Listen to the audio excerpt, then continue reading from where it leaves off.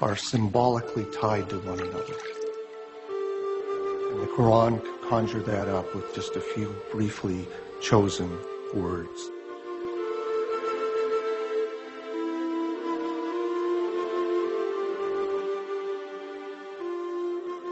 Yet for all the imagery of paradise in the Quran, there was no easy description of God.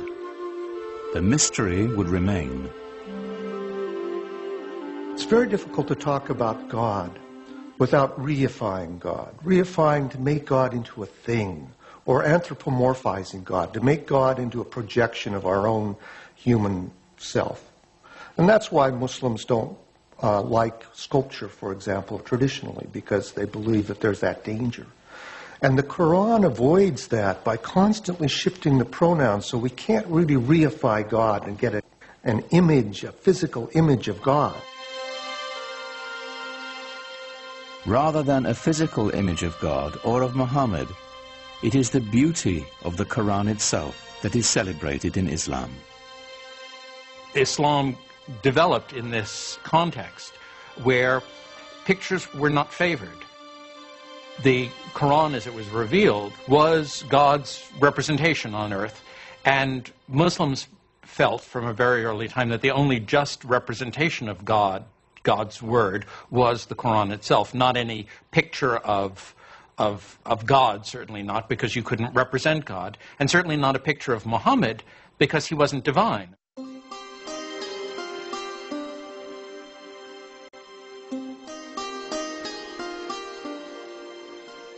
At certain times and places, people did make images of the Prophet Muhammad, but these are not religious images. These are not images meant to be worshipped. They're not images of a saint or of God.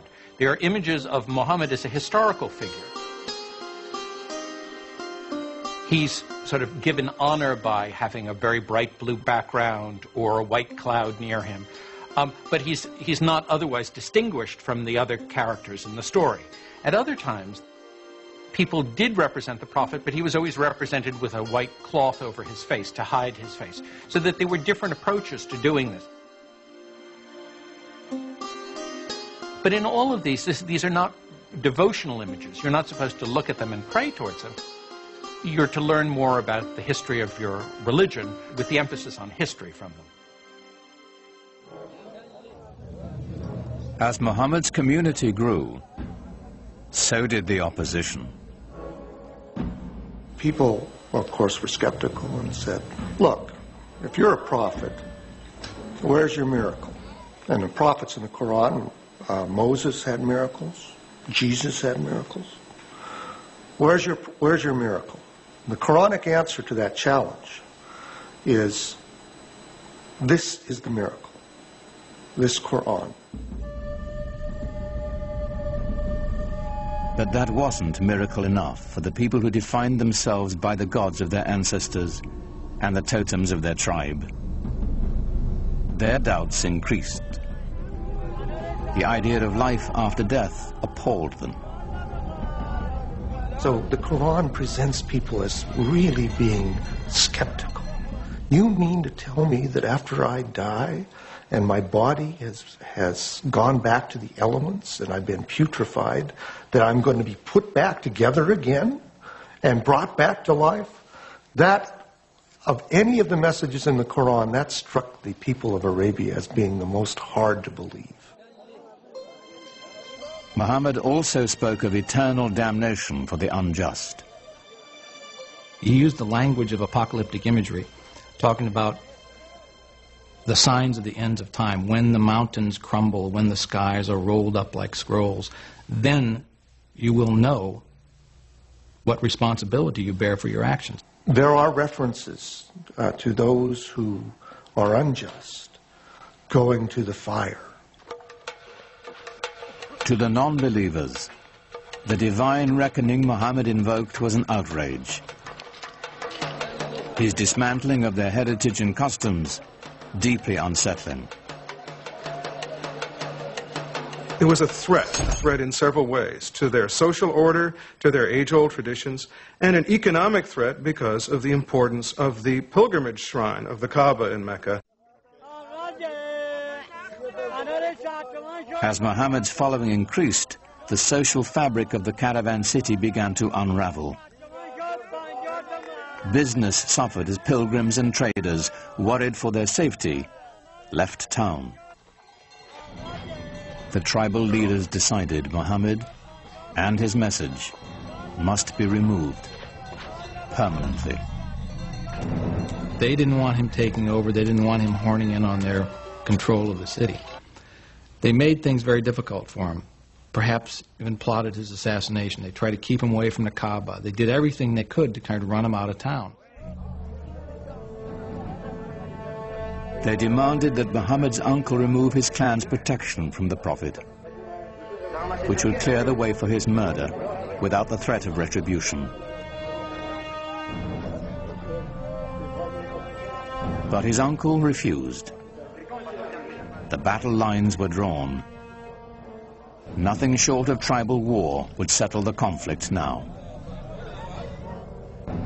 Muhammad is clearly asked to do extraordinary things, to tell the Bedouin to give up many of their notions of multiple gods, to give up their attachment to their ancestors and their tribal warfare in the way they had, things that could and did make him the object of scorn, persecution, and an attack.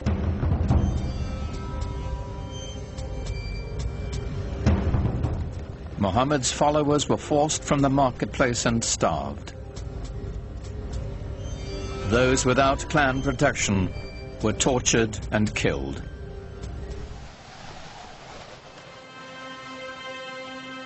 In 619 AD, Muhammad's wife, Khadija, died, and his uncle as well.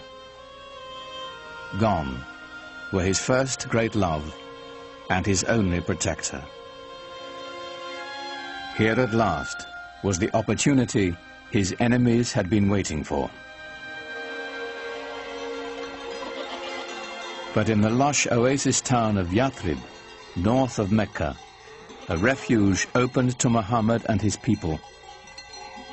Clan rivalries had become deadly in the town, and they desperately needed a peacemaker. They had heard that Muhammad was a very trustworthy man. They heard that he had great arbitration skills, and they thought, let's see if we can't get him up here and help us out. So they invited him.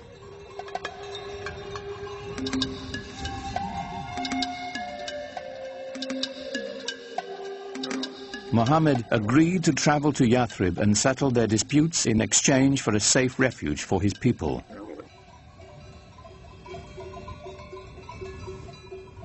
For Muhammad's followers, leaving the place of their ancestors, their families and tribes, was the ultimate test of devotion.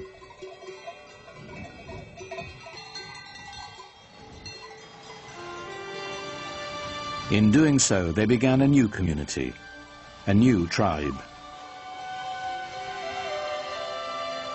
For the first time, they were bound together not by blood, but by faith.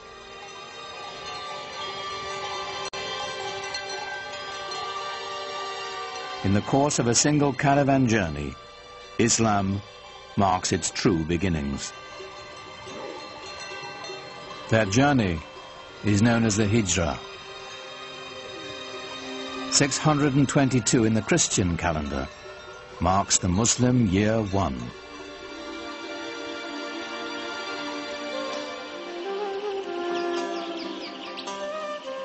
Muhammad's goal among the people of Yathrib was the same as his larger mission, to bring unity and peace with his message. He was asked to be a Solomonic figure, to mediate tensions between tribes that seemed intractable. As his work succeeded, the town would become known as the City of the Prophet, Medina. Muhammad's great task in Medina was to try and bring together these various groups and to try and forge a community of believers in a way that would bring people together in a sort of harmony. To the divided clans of Medina, Muhammad offered a vision of solidarity. But even as he spread the word of Islam, He didn't challenge the beliefs of other faiths. Islam sees itself in relationship to the earlier revealed religions of Judaism and Christianity and treats them as people of the book. It believes that God had revealed himself, his word, to mankind many times, to Moses, to Jesus, for example, but each time people went astray. Throughout the Quran, we have a sense of the humanity of Muhammad, his humbleness as a person, and the extraordinary challenge of the mission he was given by this divine revelation.